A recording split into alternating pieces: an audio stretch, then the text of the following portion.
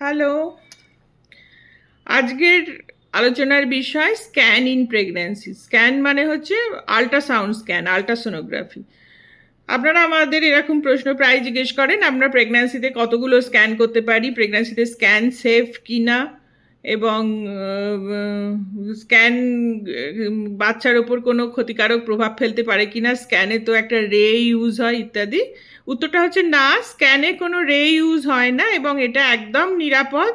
প্রেগন্যান্সিতে ultrasound scan 100% safe এবং আপনি অনেক স্ক্যান করাতে পারেন। এর কোনো এফেক্ট বাচ্চার ওপর বা আপনার ওপর পড়ে না। আল্ট্রাসোনোগ্রাফি স্ক্যানে কোনো রেডিয়েশন ইউজ করা হয় না।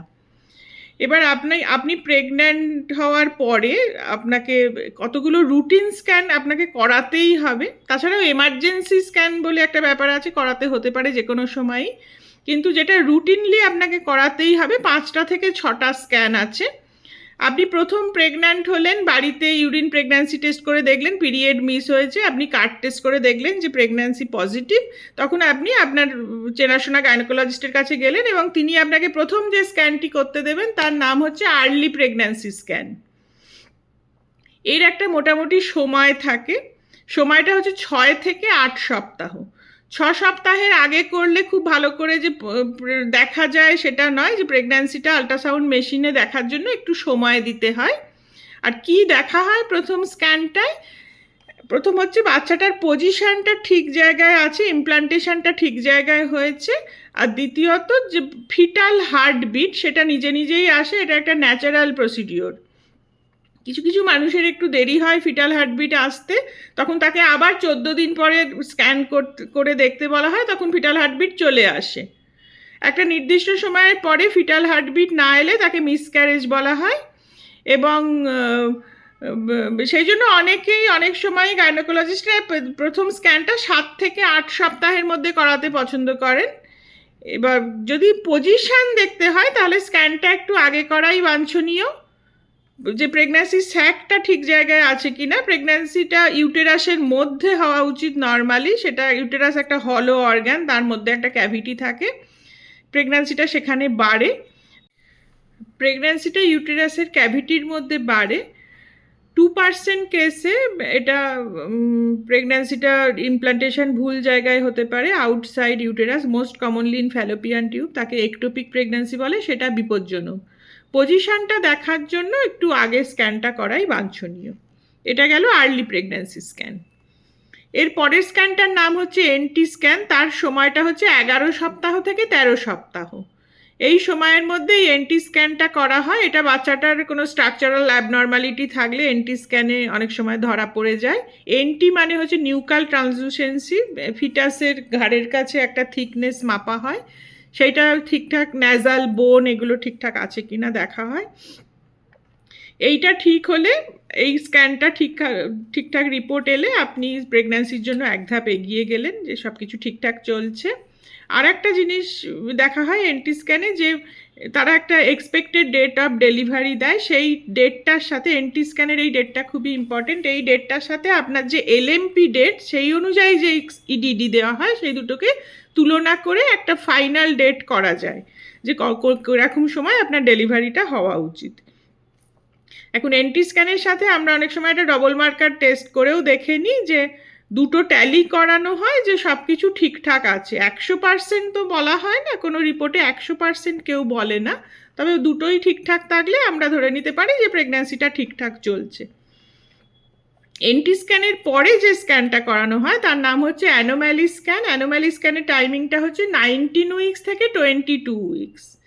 এই সময়ের মধ্যে ফিটাসটার কোনো স্ট্রাকচারাল অ্যাবনর্মালিটি থাকলে ডক্টররা স্ক্যান করার সময় সেটা দেখতে পান এবং ডিটেল দেখা হয়, মানে বাচ্চার পা থেকে মাথা পর্যন্ত, হাতের আঙুল, পায়ের আঙুল সব গুনে দেখা হয় সব কিছু অর্গ্যান ঠিকঠাক আছে কিনা, হার্ট, পেটের মধ্যে, মাথার মধ্যে, ব্রেন টেন, সমস্ত কিছু ডিটেল দেখে নেওয়া হয়। এই স্ক্যানটার নাম হচ্ছে অ্যানোম্যালি স্ক্যান, এটা অত্যন্ত গুরুত্বপূর্ণ স্ক্যান। অ্যানোম্যালি স্ক্যানের পরে 24 সপ্তাহে আর একটা স্ক্যান করা যেতে পারে, সেটা হচ্ছে ফিটাল ইকো, বাচ্চাটার হার্টটা দেখা হয়। সেটা বাধ্যতামূলক নয়, আপনার ইচ্ছা হলে আপনি করাতে পারেন, অথবা স্ক্যান ডাক্তার যদি বলেন তার কোনো সন্দেহ থেকে থাকে যে একটা ভিটাল ইকো করিয়ে নেবেন, সেক্ষেত্রে 24 সপ্তাহে বাচ্চাটার হার্টের একটা আলাদা করে স্ক্যান করা হয়। পরবর্তী স্ক্যান হচ্ছে ইন্টারভাল গ্রোথ স্ক্যান বা আইজি স্ক্যান। এইটা দুবার করলে খুব ভালো হয়। একটা হচ্ছে 29-30 সপ্তাহে, আর একটা হচ্ছে 33-34 সপ্তাহে। এই সময়ে আপনার প্রেগন্যান্সিটা বেশ অ্যাডভান্স স্টেজে চলে গেছে, মানে আপনি থার্ড ট্রাইমেস্টারে পৌঁছে গেছেন। সেই সময় এই স্ক্যানগুলো করে কি দেখা হয়, ইন্টারভাল গ্রোথ স্ক্যান মানে বাচ্চাটার গ্রোথ ঠিকমতো হচ্ছে কি না, কোনো গ্রোথ রেস্ট্রিকশান নেই, এবং লাইকার যেটা, যে জলের মধ্যে মানে একটা প্রেগন্যান্সি যে স্যাক থলে তার মধ্যে একটা জলীয় অংশ থাকে, তার মধ্যে বাচ্চাটা থাকে, সেই জলটার পরিমাণ ঠিক আছে কি না, পরিমাণ বেশি বা কম দুটোই অস্বাভাবিক, সেইগুলো এই স্ক্যানের মধ্যে দেখে নেওয়া হয়। আর আরেকটা জিনিস দেখা হয়, 33-34 সপ্তাহ অবধি ফিটাসটা পেটের মধ্যে ঘোরে, পজিশন চেঞ্জ করে। সেই জন্য 33-34 সপ্তাহে যে লাইটা থাকে, মানে বাচ্চার মাথা নিচে নাকি ওপরে, সেই জিনিসগুলো দেখে বুঝতে পারা যায়। 34 সপ্তাহের পরে আর বিশেষ পরিবর্তন হয় না। সেই সময় বাচ্চার মাথা নিচে মানে সেটা সেফালিক প্রেজেন্টেশন, সেটাই সাধারণত হয়, সেটাই বেশিরভাগ মানুষের হয়। আর বাচ্চার মাথা যদি ওপরের দিকে থাকে তাকে বলে, এবং মানে বাটাকটা যদি নিচের দিকে থাকে তাহলে তাকে বলা হয় ব্রিজ প্রেজেন্টেশন। এই জিনিসগুলো এই আইজি স্ক্যান করে ওই রকম সময় 33-34 উইক্সে দেখে মোটামুটি ফাইনাল করা হয় যে ডেলিভারিটা কিভাবে করানো হবে, কোথায় করানো হবে। এর পরের স্ক্যানটা হচ্ছে টার্ম স্ক্যান, সেটা 37 উইক্সে। টার্ম মানে হচ্ছে 37 উইক্স প্রেগন্যান্সিতে পৌঁছলে তাকে বলা হয় টার্ম প্রেগন্যান্সি। আপনার যে এক্সপেক্টেড ডেট অফ ডেলিভারি, যেটা ইডিডি দেওয়া হয়, ইডিডি ডেট, সেটা হচ্ছে 40 সপ্তাহ, কিন্তু তার আগেই আমরা ডেলিভারিটা করাতে পারি। তাকে 37 উইক্সের পরে ডেলিভারি যে কোনো সময় করালেই সেটা সেফ ডেলিভারি বলে মনে করা হয়। এনআইসিইউ এর কোনো দরকার হয় না সাধারণত টার্ম প্রেগন্যান্সি বা ম্যাচিওর্ড প্রেগন্যান্সি। সেই জন্য 37 উইক্সে একটা স্ক্যান করে দেখে নেওয়া হয়, সেটাই মোটামুটি প্রেগন্যান্সির ফাইনাল স্ক্যান।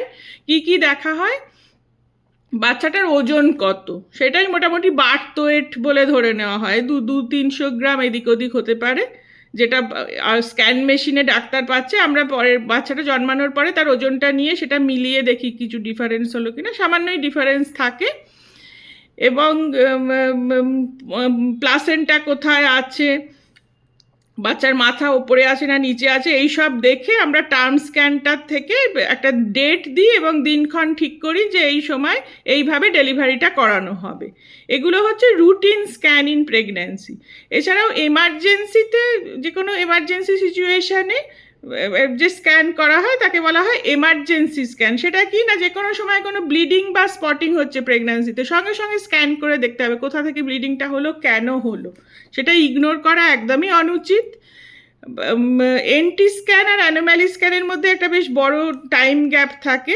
সেই সময়ে যে আর্লি সেকেন্ড ট্রাইমেস্টারে যদি কারোর পেট ব্যথা করে বা কিছু হয়, আমরা সার্ভিক্স লেন্থটা অনেক সময় স্ক্যান করে দেখে নিই। এইগুলো হচ্ছে এমার্জেন্সি স্ক্যান।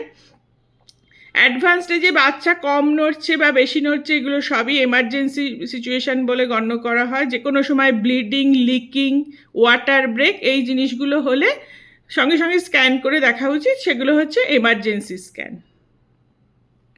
Thank you.